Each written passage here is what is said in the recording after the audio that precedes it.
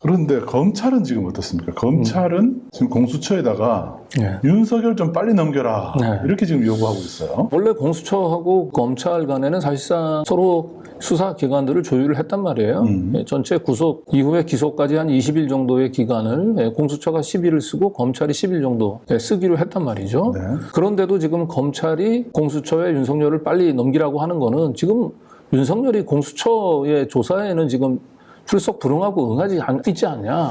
그러니까 공수처 당신들 가지고는 조사가 어차피 안 될 것 같으니 빨리 넘겨라. 이 얘기란 말이에요. 여기에 지금 제가 볼 땐 검찰의 암수가 좀 숨어 있다라고 봅니다.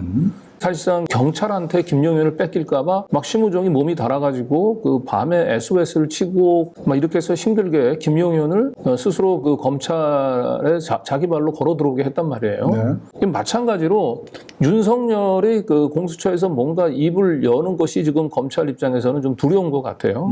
빨리 공수처로부터 윤석열의 신봉을 좀 뺏어오려고 하는. 그래서 뭔지 모르지만 윤석열과 검찰 간에는 모종의 묵계가 있는 게 아닌가. 윤석열은 공수처 조사에는 약간의 긴장감과 두려움을 느끼고 있는 반면에 검찰에 가면 더 이상 수사를 확대할 것 같지 않다. 지금까지 나온 걸로 그냥 기소를 할 것 같다. 그래서 윤석열 입장에서는 지금 검찰 수사에서 더 이상 밝혀지지 않은 부분들이 있단 말이에요. 이 부분들을 건드리지 않고 기소돼서 재판을 받는 것이 목표가 아닌가 싶어요. 그런 점에서 검찰과 윤석열이 서로 모종의 공감대, 묵계가 형성돼 있다는 느낌을 강하게 받습니다. 강인선에 대한 얘기가 나왔어요. 이게 이제 대통령실 대변인 출신이면서 지금 외교부 2차관으로 가 있는 사람입니다. 근데 이 사람이 그 주한미 대사한테 계엄 성명서를 읽어줬다는 얘기를 해요. 그러니까 계엄이 선포된 12월 3일이 아니고 12월 4일 날 새벽에 미 대사에게 계엄 사실을 알려줬다라고 해명을 해왔거든요. 근데 그게 거짓말로 이미 드러난 거예요. 강인선 외교부 차관이 계엄이 해제되기도 전인 12월 3일 날 미 대사한테 전화를 해가지고 계엄의 정당성들을 좀 설명을 했다는 거죠. 이 대사가 나는 계엄에 동의하지 않는다. 라고 얘기를 하면서 이제 그 조태열 외교부 장관한테 전화를 걸었는데 이제 조태열 외교부 장관이 전화를 안 받았다라고 하는 겁니다. 도대체 그렇다면 강인선은 누구로부터 지시를 받고 미국을 설득하기 위해서 강인선 차관이 미 대사한테 먼저 전화를 걸었다고 했거든요. 그러니까 저건 미국을 설득시키기 위해서 계엄의 정당성을 이해시키기 위해서 전화를 건 거예요. 그러면 누가 강인선한테 저런 지시를 했겠냐는 거예요. 그러니까 이런 부분들이 지금 검찰 수사에는 다 빠져 있어요. 그런데도 지금 검찰은 서둘러 지금 더 이상 이걸 확전시키지 않은 상태에서 빨리 이 사건 수사를 덮으려고 하는 겁니다. 자, 윤석열과 국무위원들이 빠져나갈 수 있는 구멍을 계속 검찰은 좀 만들고 있다는 생각이 들어요. 단적으로 저 강인선 차관 저 보도는 굉장히 중요한 보도입니다. 저거. 그런데 오늘 국무위원들 중에 최상목의 계엄 문건이 조금 전에 MBC에서 실물이 공개됐다고 나왔어요. 실물이 나왔는데 모양이 기획재정부 장관이라고 표시가 위에 상단에 돼 있잖아요. 그렇습니다. 그 타이핑이 좀 돼 있어요. 이거는 뭐 참고 사항 수준이 아니고 장관들마다 다 하나씩 나눠준 거 아닐까요? 뭐 장관들마다는 아니라 하더라도 그 주요 부처에 있는 장관들한테는 저렇게 윤석열의 계엄 문건들이 만들어져 있었던 걸로 보입니다. 결국은 저 최상목이 저 계엄 문건을 들고 F4 회의를 열어서 그 경제 그 수장들한테 저 내용들을 공유하면서 그리고 계엄을 뒷받침하기 위해서 시장에 유동성을 무제한 공급한다라고 하는 그 방침을 발표를 했다면 최상목과 또 그 함께 F4 회의를 열었었던 한국은행 총재, 금감원장, 금융위원장까지 전부 다 내란에 동조를 한 거예요. 그러면 이 부분들을 당연히 다 조사해야 되는데 지금 검찰의 공소장을 보면 계엄 쪽지, 계엄 문건이 전달됐다라고만 나와 있지 최상목이 이 계엄 문건을 전달받은 후에 F4 회의를 연 과정은 아예 공소장에 언급이 돼 있지 않습니다. 이거는 사실상 검찰이 고의로 지금 최상목을 봐주기 위해서 수사를 지금 고의적으로 축소 은폐 수사를 하고 있다. 그리고 저런 정도의 문건은요, 제가 볼 때는 윤석열의 머릿속에서 나오거나 아니면 국방 관련해서 잔뼈가 굵었던 김용현 머릿속에서 나올 수 있는 게 아니에요. 저 정도 내용이면 제가 볼 때는 가장 유력한 게 경제부처 경험도 거친 한덕수의 조언에 따라서 작성된 문건일 가능성도 높다. 그래서 저 쪽지는 어떤 식으로 작성이 됐는지 부분들도 조사가 이루어져야 되거든요. 그런데 검찰 공소장에 보면 그냥 없어요. 그냥 계엄 쪽지를 그냥 전달했다. 저 계엄 문건이 어떤 식으로 어떤 경위로 누구에 의해서 작성이 됐는지 부분들은 전혀 조사가 안 나와 있습니다. 제가 한 명을 더 꽂으라면 네. 이복현이 아닐까 네. 그런 생각도 좀 들고. 그래도 뭐 금감원에 있다 보면 예. 돈의 흐름이나 이런 거에 대해서도 네, 뭐 그럴 수 있죠. 감각이 좀 네. 있을 수 있어요. 네. 네. 이복현이 그날 일찍 조퇴를 했다 했잖아요. 네. 그래서 그날 그 윤석열하고 만나서 내밀한 작전을 또 협의했을 가능성도 있어요. 그래서 한덕수 그렇습니다. 이복현에 대한 수사를 제대로 했냐를 좀 들여다봐야 됩니다. 결국 이런 것들을 이제 다 조사하지 않고 이대로 검찰이 덮으려고 하는 이런 시도가 다 윤석열하고도 다 저는 전달이 된 걸로, 그래서 윤석열과 검찰 간에는 묵계가 있는 걸로 보입니다. 근데 윤석열은 이 문건을 기억이 가물가물하다 그랬죠. 네. 그러니까 최상목이 미치는 거예요. 그 말 할 때마다. 네. 네. 기억이 가물가물하다가 기억이 갑자기 날 수가 있잖아요. 그럴 때 최상목은 끝장입니다. 네. 그래서 검찰이 1월 10일 날 그때 조선일보에서 어처구니없는 보도가 하나 나왔다고 했잖아요. 네. 김용현만 빼고 계엄 국무회의 참석자 전원 무혐의 검토다라고 하는 기사를 내보냈죠. 네. 검찰의 희망사항, 여론을 떠보려고 하는 거죠. 네. 아, 이쯤에서 우리 국무위원들은 전원 다 무혐의하면 안 되겠니라고 여론의 반응을 띄워본 건데요. 저는 절대 안 됩니다. 절대 안 됩니다. 그 다음에 공소장 분석을 지금 계속 하고 계시잖아요. 네, 공소장 분석을 하고 있는데 보면 볼수록 검찰은 김용현을 그냥 그 진술을 받았으면서 김용현하고 검찰이 이 사건 프레임을 완전히 왜곡을 해놨어요. 그리고 김용현이 일빠따잖아요. 네. 김용현의 공소장을 그대로 그 뒤에 이제 이 군인들을 조사하면서 그 김용현 조사에서 만들어진 프레임을 그대로 지금 갖다 쓰고 있거든요. 네. 네. 이게 가장 제가 볼 때는 위험한 부분인데, 이건 이제 어제도 좀 언급을 하긴 했었는데 다시 한번 좀 설명을 드릴 필요가 있어요. 이게 문상호 정보사령관의 공소장에 남아 있는 건데, 이 공소장에 보면은 이미 10월 달에 노상원하고 여기서 피고인은 이제 문상호 정보사령관이고, 그래서 피고인 문상호는 10월 중순경에 공장 요원들을 잘 파악하고 있는 첩보사령부의 대령 2명한테 특수 임무 수행 요원을 포함해서 임무를 수행할 요원 10에서 20명씩을 선발하여 보고하도록 지시하였다고 되어 있잖아요. 네, 그리고 그 무렵 서어로부터 2명의 대령으로부터 요원 선정에 관한 중간 보고까지 받으면서 전 정보사령관, 이게 노상원이에요. 애기보살.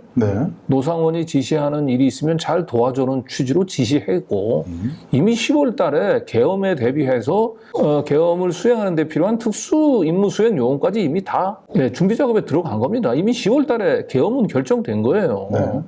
그리고 2024년 11월 1일경 정보사령부 사령관실에서 서어에게 2명의 대령관에게 장관님한테 보고를 다녀왔는데 북한 상황이 심상치 않아 미리 대비할 필요가 있으니 아가 지시하는데 노상원이 지시하는 대로 사업 잘하는 인원들을 선발해서 보고해달라고 재차 지시하였고, 그리고 11월 5일경에는 어에게 전화하여 대령 어에게 전화하여 다음 주쯤 중요한 일이 있으니 종전에 추천했던 인원들의 휴가 계획을 알아보라고 지시하였다라고 얘기한 겁니다. 이미 10월 달에 일단 계엄에 필요한 준비를 다 끝내고 11월 초부터는 계엄을 언제 할지 타이밍만 봤던 거예요. 계엄의 결정 준비는 10월 중순경에는 최소한 다 이루어진 겁니다. 저 계엄의 준비 과정에서 가장 중요한 역할을 한 사람은 문상호 정보사령관과 노상원 전 정보사령관 이 두 사람입니다. 그런데 저 두 사람의 이 내란에서 차지하는 비중을 축소하기 위해서 검찰은 이 내란의 사전 공모 과정에서는 저 내용들을 지금 싹 빼고 있어요. 그러다 보니까 문상호하고 노상원의 비중이 현저히 줄어들어 있습니다. 이제 사전 모의 부분들을 설명하는 곳인데, 여기 보면 11월 30일 23시경까지 대통령 가와 함께 대화를 나누었는데, 윤석열과 대화를 나누고, 그러니까 나는 라와 함께니까 이제 그 김용현하고 라가 그 여인형 그 방첩 사령관이에요.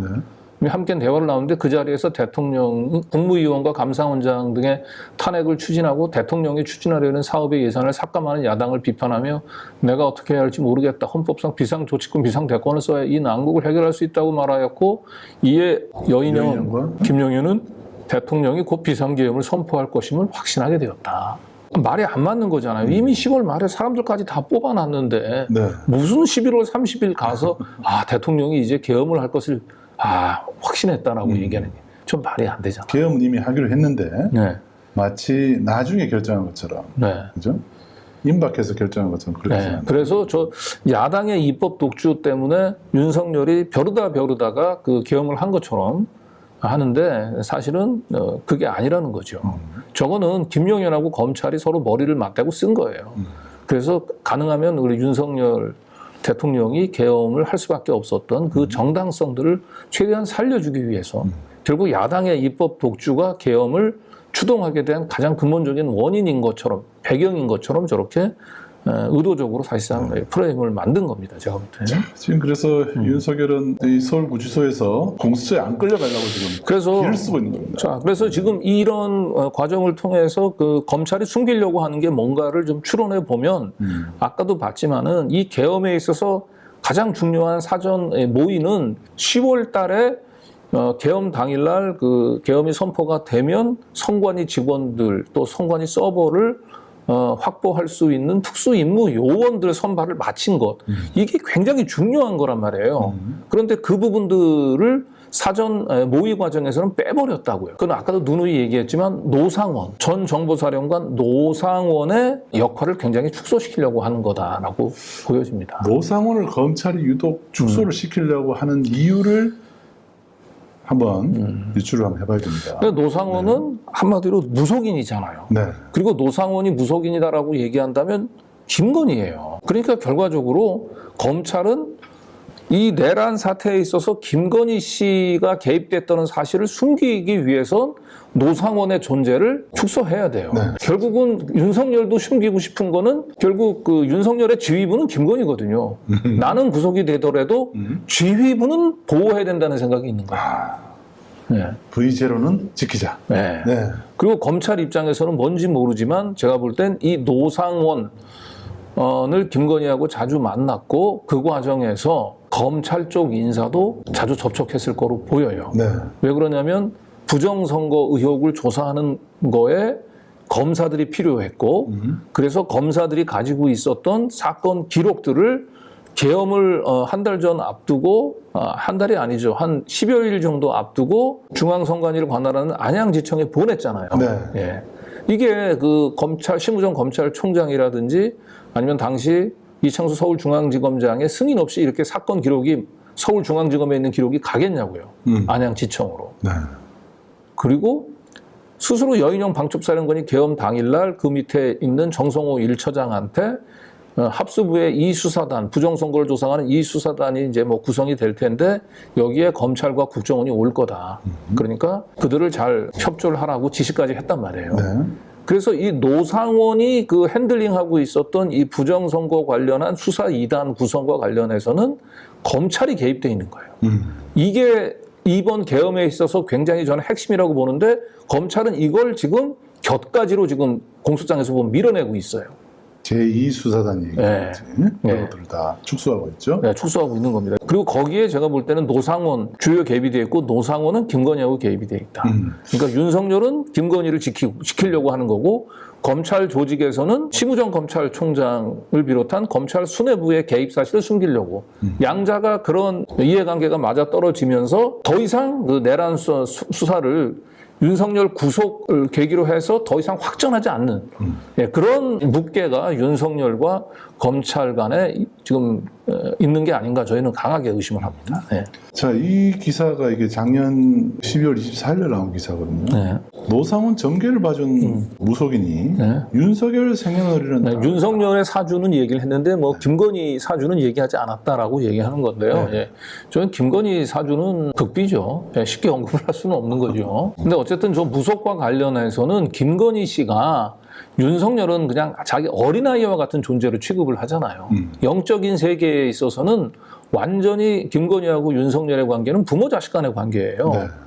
네, 그렇기 때문에 노상원이 저런 점괘를 보러 다니고 저런 것은 윤석열이 아니고 김건희 씨하고 서로 주고받으면서 이루어진 일일 가능성이 매우 높아요. 그래서 노상원은 그 뒤에 윤석열이 아니고 윤석열은 김용현하고 주로 얘기를 했다고 얘기한다면 김건희 씨는 노상원하고 주로 얘기하면서 계엄을 모의했을 거로 봅니다. 공소장에 보면 모든 힌트가 다 있어요. 오늘은 시간이 좀 부족해서 제가 그걸 다 공개하지 못하는데 이번 계엄은 결국 김건희 씨를 보호하기 위한 계엄이라고 하는 느낌이 좀 강하게 듭니다. 공소장에 그 대답과 힌트가 다 그대로 들어가 있어요. 사실. 그러면 이제 역으로 말해서 김건희 씨가 이번 계엄의 컨트롤 타워일 수도 있다. 네. 이런 그렇죠. 자기를 향해서 조여 들어오는 칼날을 피하기 위해서 이놈들 안 되겠다.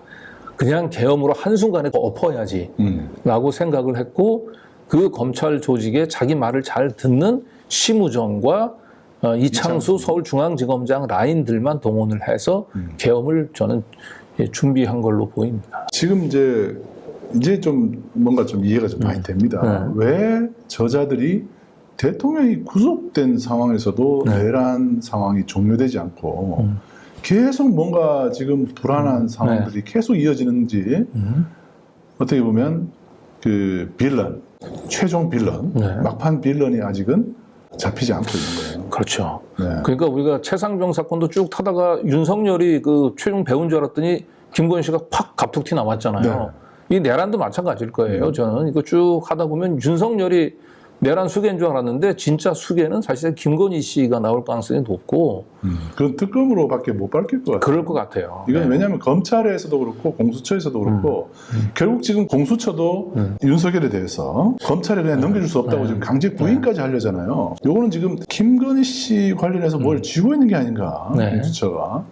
그러니까 윤석열을 잡아서 실토를 좀 받아야 되는 입장이 아닌가 싶은데 하여튼 지금 김건희 씨가 지금 베일에 가려져 있으니까 지금 경호처가 이렇게 버티고 있고, 그죠? 왜냐하면 이제 이 문고리 권력은 삼청동 안가나 관저에 누가 찾아오는지 정확히 알고 있는 사람이거든요. 여기에 심우정 검찰총장 등이 찾아와서 윤석열이나 김건희 씨를 만난 걸 정확히 알고 있죠. 이건 못 건드리는 거죠, 검찰은. 네.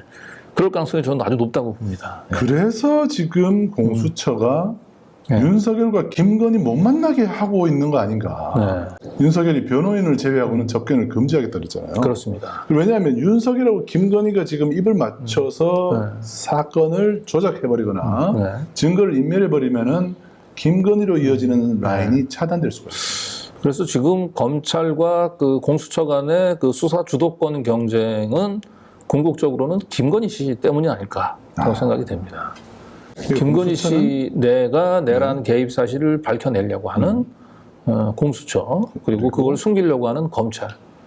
그래서 검찰은 빨리 공수처한테 사건 빨리 넘겨 지금 이렇게 얘기하고 있는 게 아닌가 싶어요. 그러면 김건희 씨가 결국은 수계의 자리에 오를 수 있는 지금 그런 지금 일촉즉발의 상황이다. 그죠? 윤석열이 지금 끌려 나오지 않으려고 버티는 것도 김건희 하나 지키려고. 그러니까 이 야심한 밤까지 공수처는 진짜 안 물러가고 있잖아요 지금. 그리고 윤석열도 절대 끌려 나오지 않으려고 하고 있고. 그러니까 이거는 그냥 단순히 그냥 공수처가 검찰에서 이미 조사해 놓은 걸 가지고 다시 그냥 리뷰하는 정도의 조사, 그런 정도를 넘어선 걸로 보입니다. 그리고 공수처가 가지고 있는 자료는 경찰에서 조사해서 넘겨줬을 가능성이 높아요. 공수처에서. 그래서 지금 이제 김건희 씨에 대한 부분은 앞으로 특검에서밖에 조사를 할 수 없는 상황이다라는 점도. 그렇죠. 특검에서 조사할 수밖에 없고 그런 차원에서 검찰 입장에서는 최상목이 특검법을 계속 거부권을 행사해 줘야 돼요. 그렇죠. 그러니까 최상목의 결정적인 약점도 쥐고 있으면서 그걸 공개를 안 하고 있는 거죠. 최상목의 특검에 대한 거부권을 행사하게 만들기 위해서는 윤석열의 기억력이 계속 가물가물해야 된다는 뜻이죠. 어쨌든 최상목은 제가 볼 때는 민주당이 뭐 국힘당의 의견들을 다 받아들여서 수용했다라고 얘기를 하는데 절대 공표 안 합니다.